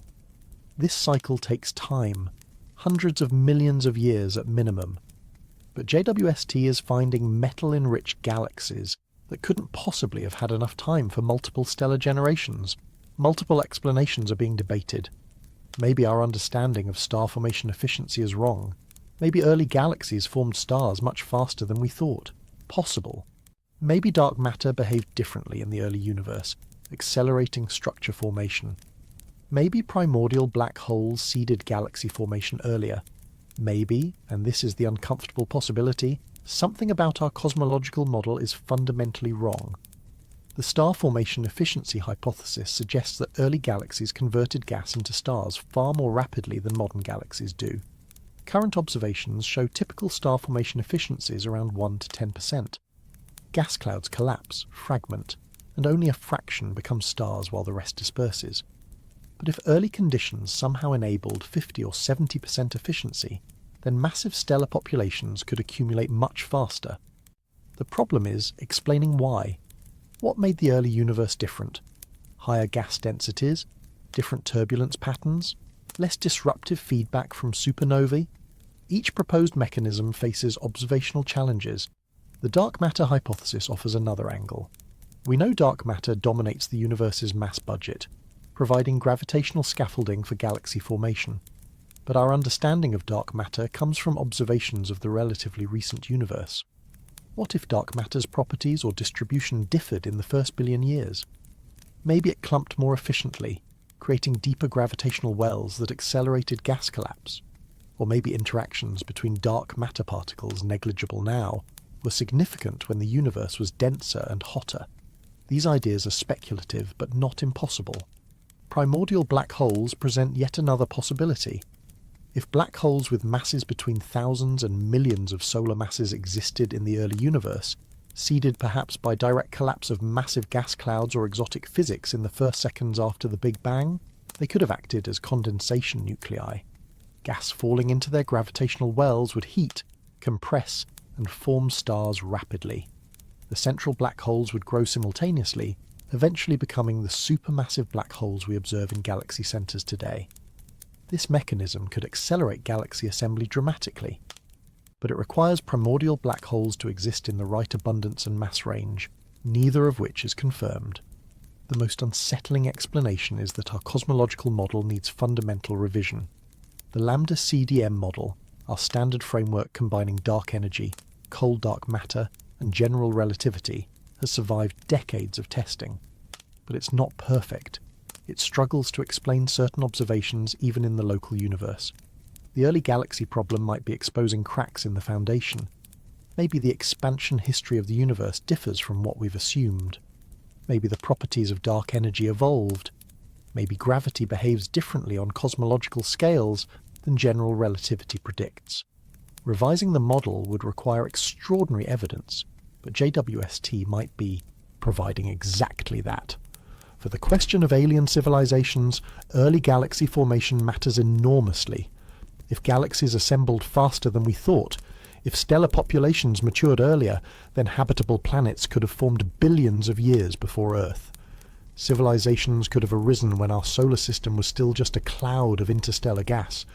They could have evolved, expanded, explored, possibly collapsed and disappeared, all before humans existed. The implications cascade outward. Earth formed 4.5 billion years ago. Life appeared relatively quickly, within a few 100 million years of formation. Multicellular life took longer, not appearing until about 600 million years ago. Humans are even more recent, a few 100,000 years old. Technological civilization is a blink, barely 10,000 years from agriculture to spacecraft. But if habitable planets existed 10 billion years ago, then civilizations could have traversed the entire path from single-celled life to spacefaring intelligence before our planet even existed. They would have had billions of years to spread, evolve, or collapse. The galaxy could be an archaeological site, filled with remnants of civilizations that rose and fell before Earth had solid ground. This makes 3i Atlas more plausible as an artifact. If civilizations have been rising and falling for 10 billion years or more, then the galaxy could be filled with relics, probes, abandoned structures, messages we haven't recognized. 3i Atlas might be one of countless objects sent out by countless civilizations across cosmic time, most of which failed, some of which succeeded, all of which are older than we can properly conceptualize. Consider the scale of deep time. 10 billion years is longer than the entire history of Earth. It's longer than the lifespan of most stars. It's enough time for empires to rise and fall thousands of times over, for species to evolve and go extinct, for entire epochs of civilization to come and go, leaving barely a trace. If we're looking for alien civilizations and expecting to find them active now, we're making a temporal assumption that might be wildly optimistic. Temporal humility becomes necessary. We think of ourselves as potentially the first technological civilization in the galaxy. JWST data suggests we might be very late arrivals to a party that's been running for eons. The Great Silence, the Fermi paradox asking where all the aliens are, might not be a paradox at all. They might have come and gone. They might be here now in forms we don't recognize. They might be waiting for us to develop enough to notice. The Fermi paradox usually asks, if aliens are common, where are they? Why haven't they colonized the galaxy? Why don't we see megastructures, radio signals, obvious signs of intelligence? JDOL.ST's findings suggest a different framing. If civilizations have existed for 10 billion years, then most are extinct. We're not looking for contemporaries. We're looking for echoes, fossils, the faint traces of what came before. Some of those traces might be physical.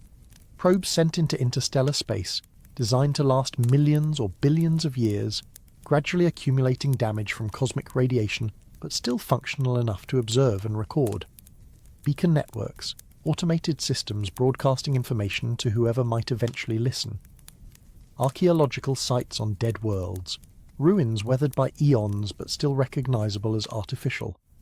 Or information encoded into stable substrates, messages written in atomic structures or gravitational waves, waiting for sufficiently advanced civilizations to decode them. The emotional impact of this realization is strange. On one hand, it's humbling, maybe even depressing, to realize that humans are not special, not first, not central to cosmic history. On the other hand, it's exhilarating. We're part of a much larger story. First contact isn't humanity's lone achievement. It's us joining a community that's older than mountains, older than continents, older than Earth itself. There's something simultaneously lonely and connected about this perspective. Lonely because the civilizations that came before are gone, their members dead, their cultures extinct, their achievements eroded by time. We can't meet them, can't talk to them, can't learn directly from their experiences, but connected because we're following a path they walked.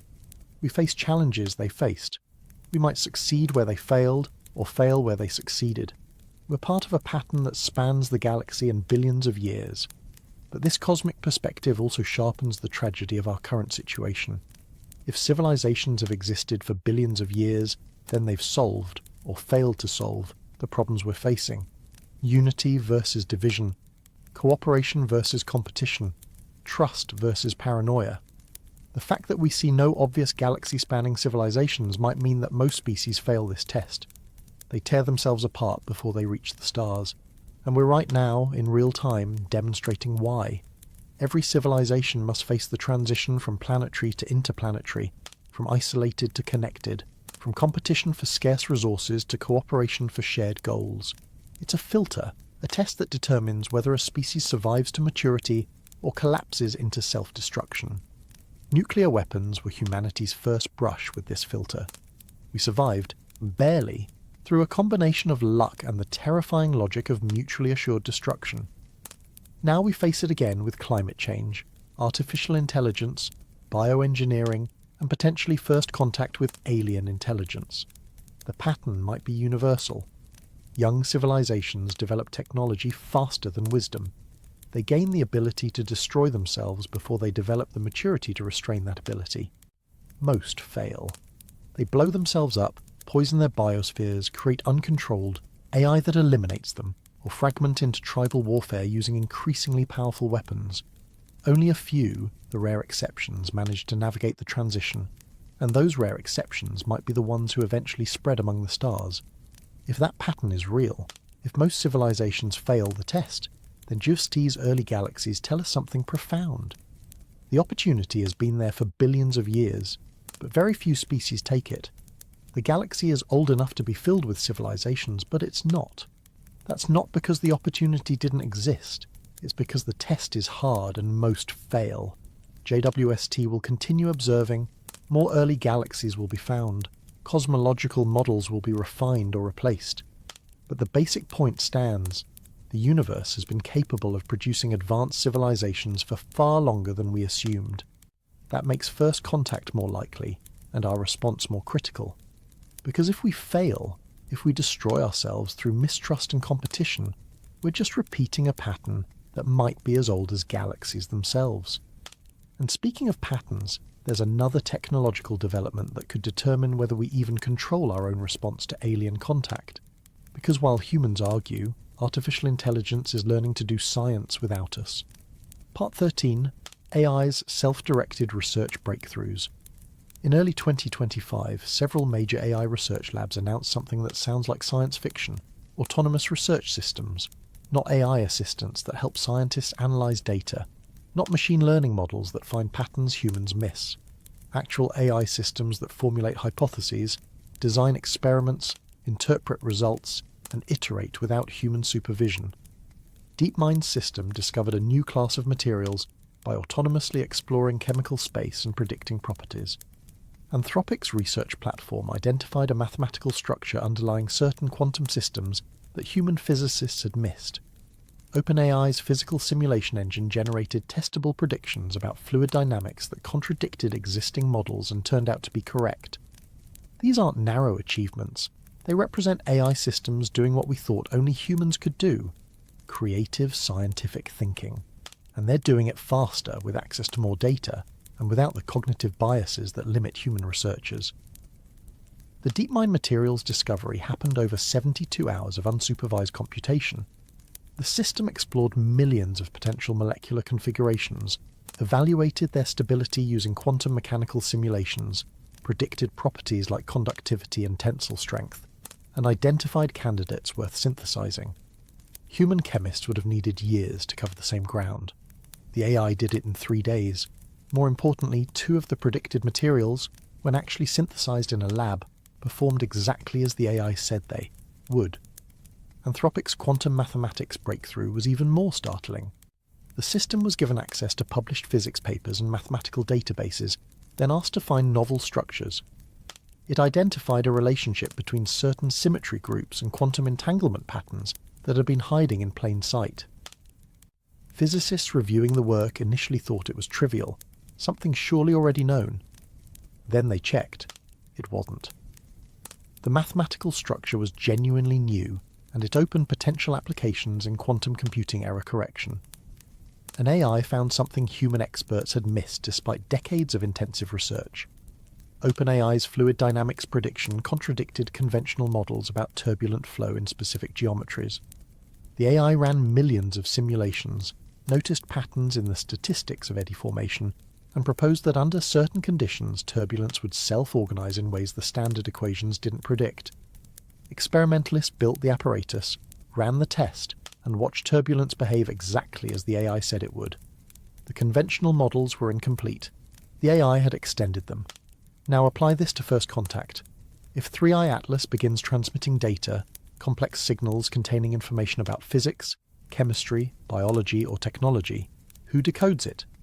Humans, working with pencil and paper, moving at the speed of academic publication and peer review, or AI systems, working at computational speed, exploring millions of hypothetical interpretations in parallel, identifying patterns too subtle for human perception? The answer is obvious. AI will be the first to understand alien communication, if understanding is achievable at all, and that creates a profound power asymmetry. Nations and corporations with the most advanced AI systems will gain access to alien knowledge first. They'll decode blueprints, extract scientific principles, identify strategic opportunities while their competitors are still figuring out the alphabet. The geopolitical race we've discussed, the scramble for first contact, it's really a race to deploy the most capable AI interpreter. Physical proximity to 3i Atlas matters less than computational capability. You could be on the opposite side of the planet and still win the knowledge race if your AI is better. Consider what alien data transmission might look like. It probably won't be a simple message in mathematical language that humans can decode with patience. It might be compressed, using information theoretic principles we barely understand. It might be multidimensional, embedding data in frequency, phase, polarization, and temporal patterns simultaneously. It might reference physical constants or mathematical structures we haven't discovered. It might assume background knowledge we don't possess. Human researchers facing such a signal would struggle. Even the brightest minds, given unlimited time, might fail to extract meaningful content. But AI systems excel at exactly this kind of problem, finding patterns in high-dimensional data, exploring vast hypothesis spaces, testing interpretations against constraints. Feed the alien signal into a sufficiently advanced AI, and it might decode in hours what humans couldn't crack in years. The nation or corporation that achieves this first gains an advantage almost impossible to overstate. Imagine China's AI decodes a propulsion blueprint while American researchers are still arguing about signal modulation. Or imagine a private company extracts energy generation principles while government scientists are stuck on basic translation. The first mover advantage isn't just strategic, it's potentially civilizational. Whoever understands the alien data first might leap ahead technologically by decades or centuries. But there's a risk. AI misinterpretation. Current AI systems are powerful but not infallible. They can hallucinate patterns that don't exist. They can find correlations without causation. They can confidently output nonsense if the training didn't cover the input domain. What happens if an AI system decodes an alien message incorrectly?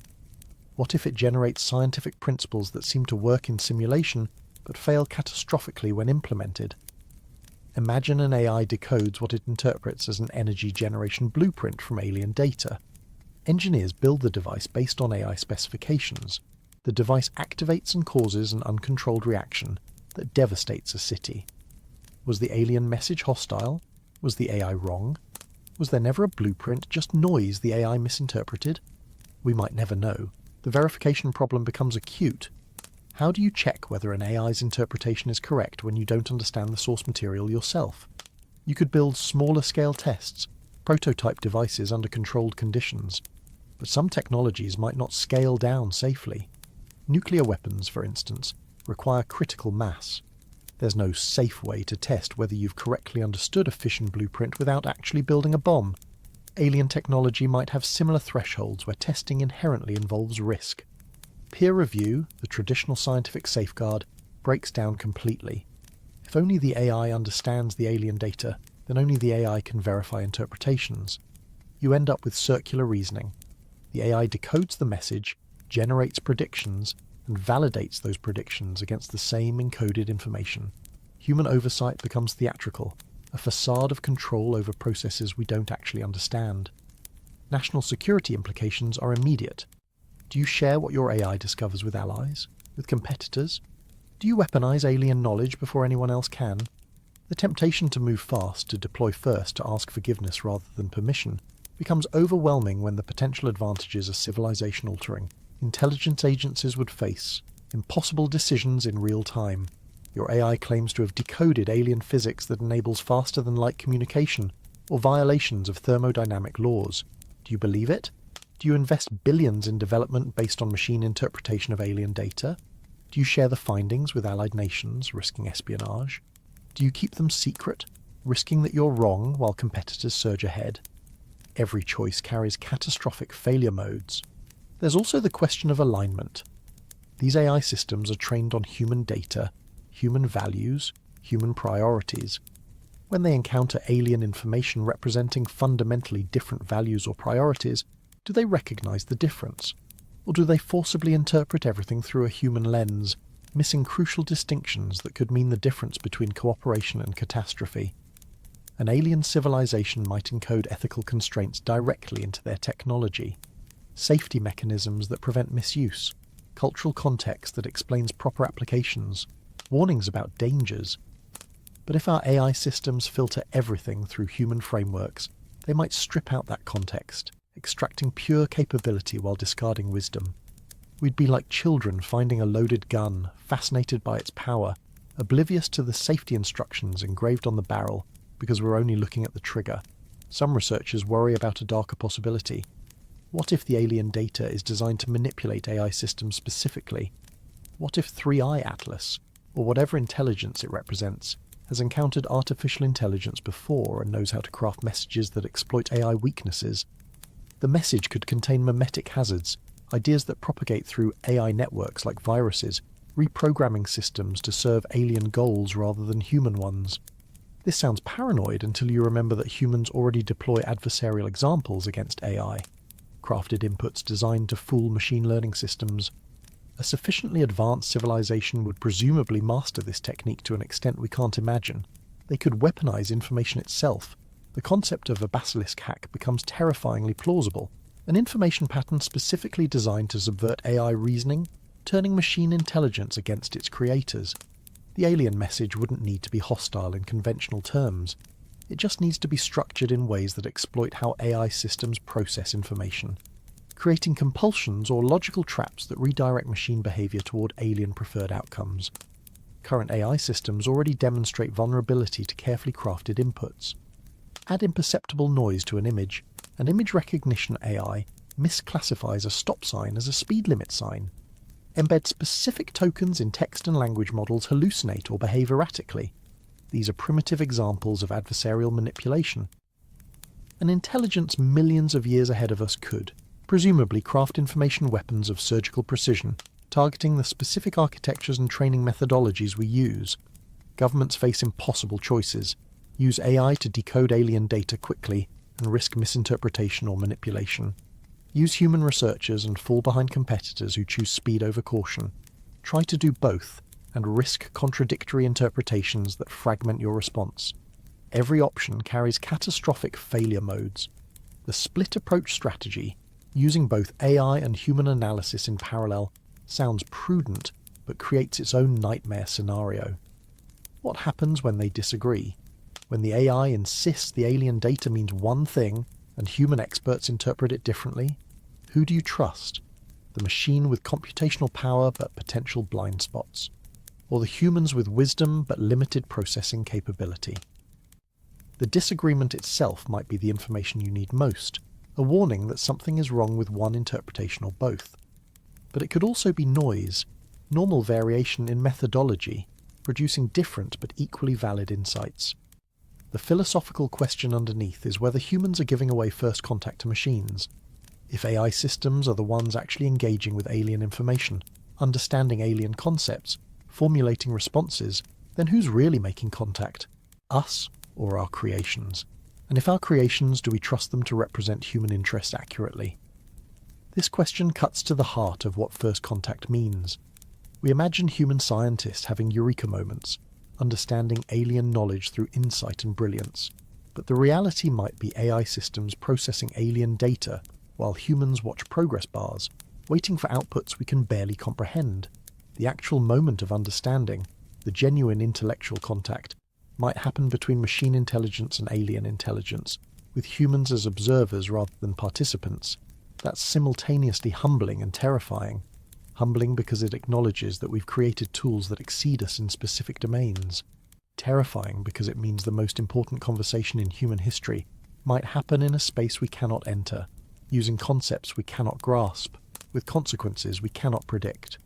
But even as we worry about AI interpreting alien data, we're simultaneously developing technologies that make us look more alien ourselves. Technologies that blur the line between what we consider natural and what we consider artificial. Technologies that might be converging toward the same principles the aliens use. Part 14, Advances in Directed Energy Propulsion and Sailcraft. In March 2025, a consortium of universities and private companies successfully demonstrated sustained laser propulsion of a gram-scale spacecraft to a significant fraction of light speed. The test lasted 17 seconds and achieved 4% light speed before the craft outran the laser beam. It sounds modest until you realize that's 12,000 kilometers per second. Chemical rockets struggle to reach tens of kilometers per second. The technology isn't entirely new. Laser propulsion and light sails have been theoretical possibilities for decades. What's new is making them work reliably at scales approaching practical utility. High-intensity phased-array lasers that can maintain beam coherence over thousands of kilometers. Sailcraft materials that can withstand megawatts of optical power without ablating. Control systems that keep the craft stable under asymmetric photon pressure. Multiple nations are now developing these technologies openly. China announced a program to place laser arrays in orbit for propulsion of interplanetary probes. The United States is funding university research into metamaterial sails with variable reflectivity. The European Space Agency has a roadmap for laser-pushed cargo delivery to Mars. Here's why this matters for 3i Atlas. If alien propulsion uses similar principles, directed energy pushing low-mass payloads to relativistic velocities, then we're not looking at magic. We're looking at advanced engineering of physics we're beginning to understand. The gap between us and them might be smaller than we feared. That's comforting and terrifying simultaneously. Comforting because it means alien technology isn't incomprehensible. We might be able to reverse engineer it, adapt it, use it ourselves within decades rather than centuries. Terrifying because it means the technologies that could liberate humanity, enabling cheap interstellar travel and unlimited energy, are the same technologies that could be weaponized immediately. A ground station capable of pushing a spacecraft to relativistic velocities is also capable of delivering gigawatts of optical power to any point in its line of sight. You could use it to propel interstellar probes. You could also use it to disable satellites, blind sensors, or in extreme cases target ground installations. The same laser array that enables exploration enables warfare? The physics is deceptively simple. Photons carry momentum. When they reflect off a surface, they transfer twice their momentum to that surface. A sufficiently intense beam of photons creates measurable thrust. Scale up the intensity and you get propulsion. Scale it up enough and you get relativistic velocities. But scaling requires solving enormous engineering challenges that only recently became tractable. Beam coherence over interplanetary distances was the first major hurdle. Lasers naturally spread due to diffraction. Even perfectly collimated beams diverge over millions of kilometers. The solution involves adaptive optics, the same technology used in ground-based telescopes to compensate for atmospheric distortion. Arrays of deformable mirrors continuously adjust beam shape, maintaining tight focus across vast distances. The computational requirements are staggering, requiring real-time processing of atmospheric and thermal data, but modern processors can handle it. Sail materials present different challenges. You need something that reflects efficiently across the laser's wavelength, withstands thermal stress from megawatts of absorbed power, and maintains structural integrity under acceleration. Early concepts used aluminum-coated mylar. Current designs employ metamaterials, engineered structures with optical properties not found in nature. Some proposed sails incorporate active cooling, microchannels that circulate liquid to dissipate heat. Others use ablative layers that sacrifice mass to carry away thermal energy. The March demonstration used a sail just centimeters across, mass measured in milligrams, powered by a ground-based laser array in the Atacama Desert. The beam delivered approximately 5 megawatts across an area smaller than a dinner plate. For 17 seconds, until the craft's velocity carried it beyond the laser's effective range, acceleration continued. 4% light speed, 12,000 kilometers per second. Fast enough to reach Mars in under an hour if you could maintain that velocity. You can't maintain it, of course. Not with ground-based lasers. The curvature of Earth limits line of sight. Atmospheric absorption wastes energy. To achieve true interstellar capability, you need space-based laser arrays, orbital platforms that can track and push craft for weeks or months. Several nations are now developing exactly that. Arms control becomes impossible. You can't ban laser technology because it has too many legitimate uses. You can't monitor intent because the hardware for peaceful space exploration is identical to the hardware for weapons.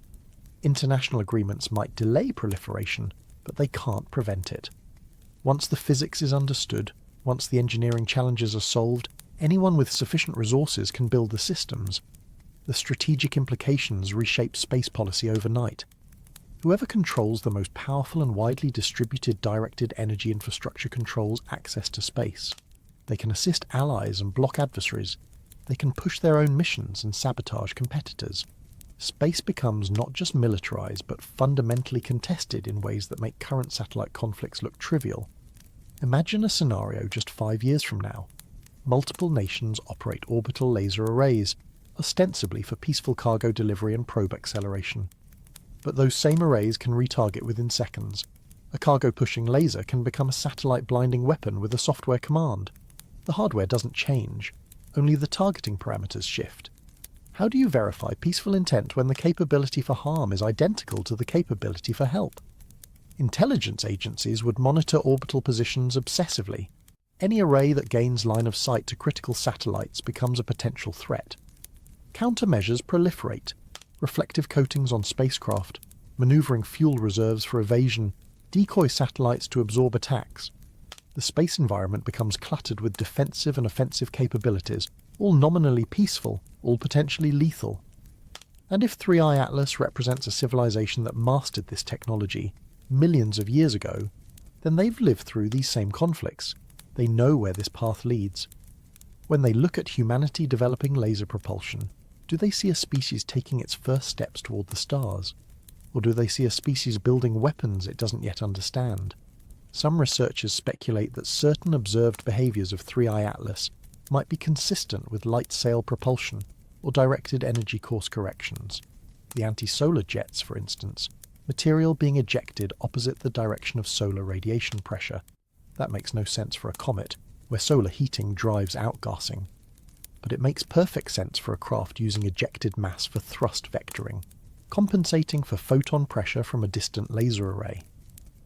Picture 3i Atlas as an interstellar probe launched millions of years ago by a civilization we cannot imagine. They accelerated it using directed energy, massive orbital arrays focusing petawatts across light years. The probe carries minimal fuel, just enough for minor course corrections. Most propulsion comes from external beams. As it approaches our solar system, it uses small amounts of ejected mass to adjust trajectory, compensating for solar radiation pressure and gravitational perturbations. What we interpret as mysterious cometary activity might be routine navigational burns. This is speculation built on speculation, but it's not impossible. and the mere possibility changes how we should approach contact. If 3i Atlas is using propulsion technology we're currently developing, then we might be converging towards similar capabilities. That makes communication easier. It also makes competition more direct and potentially more violent. The convergence matters because it suggests common physics leading to common solutions. Any civilization trying to traverse interstellar space faces the same constraints: the speed of light, the tyranny of the rocket equation, the vast empty distances between stars. Directed energy propulsion solves these constraints elegantly. Sends small, light craft accelerated externally rather than carrying fuel internally.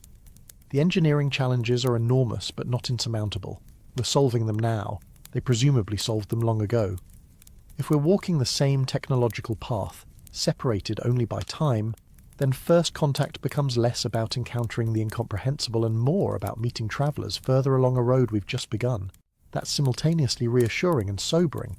Reassuring because it means understanding might be possible. Sobering because it means our mistakes might be predictable, patterns they've seen before in younger civilizations that either matured past them or didn't survive them. The ethical implications are staggering. Directed energy propulsion could enable humanity to explore the galaxy, to spread life and consciousness to dead worlds, to ensure that Earth's biological and cultural heritage survives beyond our single fragile planet. It could also enable the most destructive weapons ever conceived: concentrated energy delivery at ranges limited only by line of sight and beam coherence.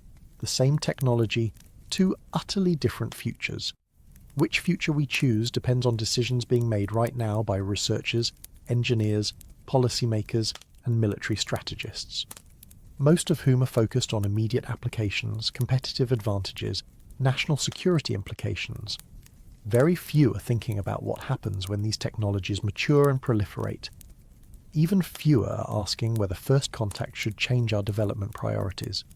Should the discovery that we might not be alone alter our technological trajectory?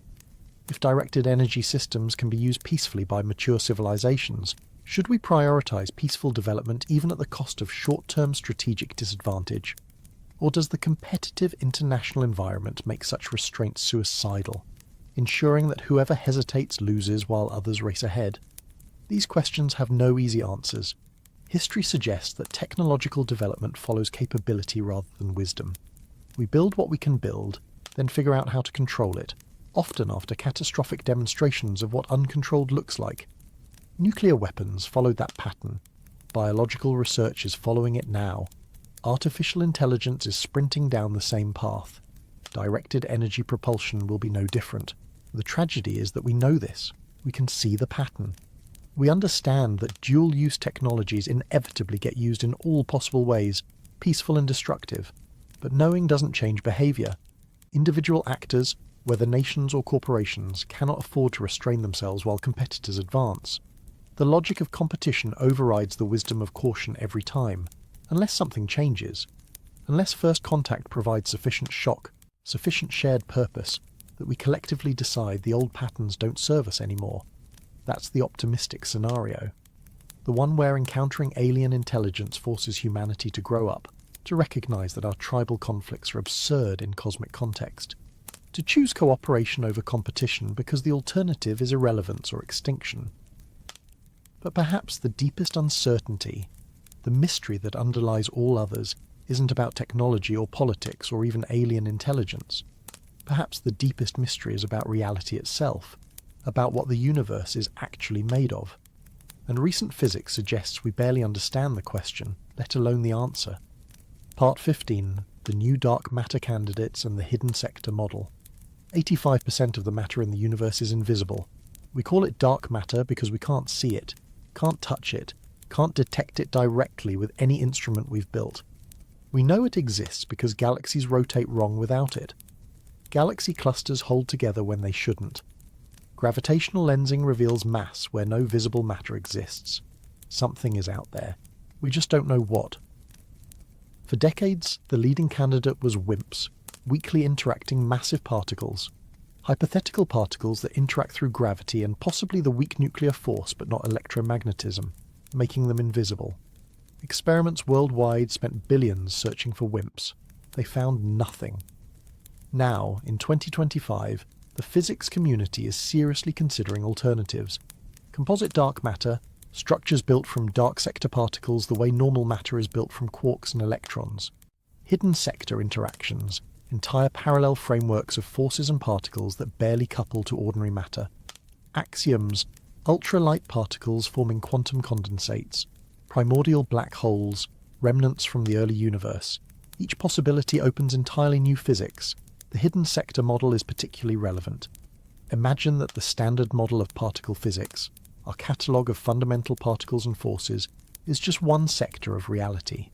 Imagine there's another sector, just as complex, with its own particles and forces, that interacts with our sector only through gravity and maybe some extremely weak coupling we haven't measured. That sector could have its own chemistry, its own structures, its own complexity, all of it invisible to us because our instruments are built from wrong sector matter. If this is true, then most of the universe isn't just invisible, it's fundamentally inaccessible. We're like fish in an ocean, aware that something exists beyond the water surface but unable to explore it directly. We can see effects, gravitational pull, but not causes.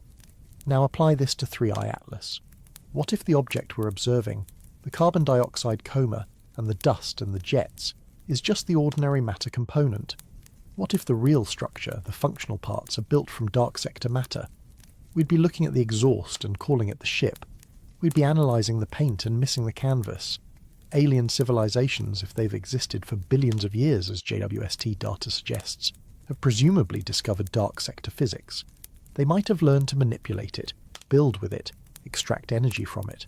Their technologies could operate on principles we cannot directly observe. From our perspective, such technology would look like magic. Effects without visible causes, energy from nowhere, propulsion without reaction mass. This possibility is genuinely disturbing because it means we might be fundamentally incapable of understanding alien technology even if we recover it. Our instruments measure electromagnetic interactions, weaken strong nuclear forces, gravity. If alien devices operate primarily through dark sector interactions, we'd detect only the tiny fraction of functionality that couples to our sector. We'd be blind to the majority of what's happening. Recent experimental work has begun exploring hidden sector possibilities. Beam dump experiments looking for dark photons, precision cosmological measurements constraining dark sector parameters, theoretical frameworks extending the standard model to include dark analogues of familiar forces. Progress is slow because dark sector interactions, by definition, are weak and hard to detect. But if 3I Atlas provides data, intentionally or through observation, that guides research toward dark sector physics, the nation that decodes that data gains access to 85% of the universe's matter and energy. That's not hyperbole. That's literally what dark matter represents. The overwhelming majority of material reality, currently unusable because we don't understand it. The implications for humanity are existential. Contact isn't just with another species, it's potentially with a deeper reality. Our understanding of what matter is, what life is, what physical law means, all of it could expand in ways that make our current science look like primitive superstition. Religious and philosophical frameworks struggle with this possibility. If most of reality is hidden from direct observation, accessible only through inference and indirect effects, then empiricism itself becomes limited. Materialist philosophies that insist only measurable things exist face the fact that most matter is unmeasurable by current methods. Ancient mystical traditions that spoke of hidden worlds and invisible forces suddenly sound less absurd. The risk, always the risk, is hubris. We've built impressive theories, detected the Higgs boson, imaged black holes, landed robots on Mars. It's easy to believe we understand the universe, but dark matter, dark energy, the Muon G2 anomaly, JWST's early galaxies, all of it points toward the same conclusion. We're missing something fundamental. Our knowledge is an island, possibly a small island, in an ocean we've barely begun to chart. First contact could be the moment we're forced to confront that ignorance. Not theoretically, not academically, but practically. An alien intelligence might operate on principles we don't possess vocabulary to describe. Communication might require not just translation, but conceptual expansion beyond anything our species has achieved. And that brings us full circle, back to the central question. Are we ready? Not militarily, we've covered that. Not politically, that's clearly no, but philosophically, spiritually, intellectually, are we ready to discover that reality is stranger, larger, more complex than we imagined? Are we ready to be small, again, students rather than masters, children in a cosmos that's older and wiser than we can grasp? December 19th is coming. 3i Atlas will make its closest approach to Earth's orbit and continue outbound, either as a comet, or a probe, or something we don't have words for yet. What happens next depends entirely on us, on whether we choose unity or division, trust or paranoia, wisdom or fear. The biggest threat to humanity encountering alien intelligence isn't the alien. It's never been the alien. It's us. Our inability to cooperate, our refusal to trust, our desperate need to win, to dominate, to control, even when control means destroying the very thing we're fighting over. If 3i Atlas is listening, what do they hear? A species screaming into the void in 1,000 contradictory voices, each claiming to speak for all, none willing to listen to others. A planet rich in life and possibility but paralysed by its own divisions. A civilization that has achieved nuclear weapons and space travel but cannot achieve the simple human task of talking to each other honestly. Maybe that's the real test. Not whether we can decode alien messages or reverse engineer alien technology. Maybe the test is whether we can look at ourselves clearly, recognise our failures, and choose differently. Before it's too late. Before December 19th becomes the day we failed the most important test our species has ever faced. The universe is watching. The question is, what will they see?